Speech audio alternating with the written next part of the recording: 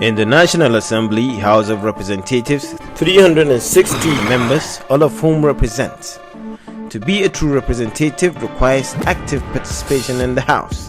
One visible and active representative in the National Assembly is Honourable Yakubu Dogara.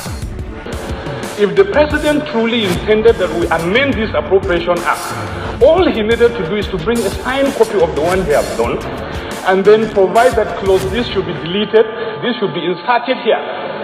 But that is not the document before us. Member representing Mogoro and Tafawa Balawa Federal Constituency of Bauchi State since 2007. Honourable Dogara is a legal practitioner, having had his LLB in the University of Jos. He later became a barrister after graduating from Nigerian Law School, Lagos, and finally had his LLM in Robert Gordon University, Aberdeen in the UK. Certainly as a lawmaker, you need some kind of working knowledge. You may not need in-depth knowledge of law, but you need some kind of working knowledge of law to be effective. In the House of Representatives, his skills were put into play.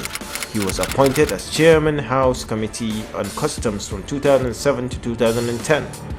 In 2010, he was appointed as Chairman Committee on House Services and has still maintained the post since then.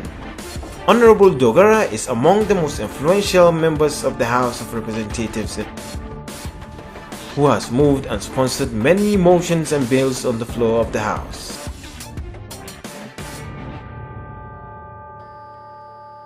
Nigeria is grossly inadequate to carry the demands of a cashless society, compounded with the fact that the CBN has not achieved the needed 40% expansion of ATM, POS, mobile banking and other mediums, even in the urban areas. One of the things that I remember that are quite exciting to me was in bringing about the end to Occupy Nigeria, if you remember. And I remember there are some quality pieces of legislation that I've proposed, even though some are still in the works. Like the Federal Competition Bill, for instance, we have the Data Protection Act. When APC was formed and some PDP members were defecting to join the new opposition party, he was among the first to make the move to join the new party and became vocal critic of Jonathan's administration and its leadership. And now he's back in the House under the platform of the APC. For the first time, the opposition has beaten the ruling party's incumbent in the polls, which is indeed historic in the politics of Nigeria and Africa at large. Many Nigerians now see Honourable Dogara as an agent of change. Now that the change has come, what does Honourable Dogara have to tell Nigerians? For me, what I will tell Nigerians is to hope and not to despair. And I will tell them that this call for change is not a call to idleness, it's a call to work. There can never be change without work.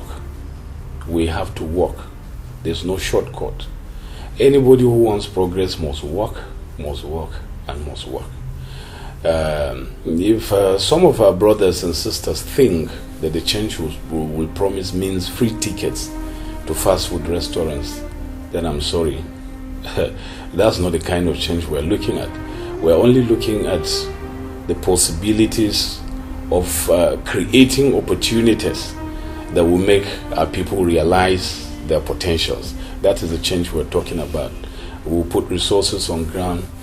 All the infrastructures that are supposed to be the areas where government will dwell upon, we will try to provide them for Nigerians, but people have got to get their own food, cook it, sit down and eat it. They shouldn't expect that because we're talking about change. Change means that we're going to put food on the table.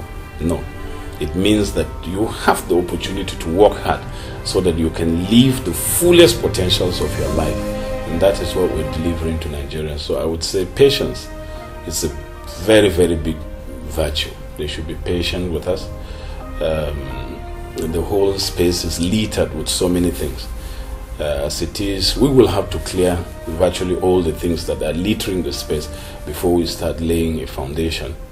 And we sincerely believe that in the next few months, immediately after handing over, people will see the direction that this nation will be moving in, and maybe that can now accentuate the hope that we have and this promise for change.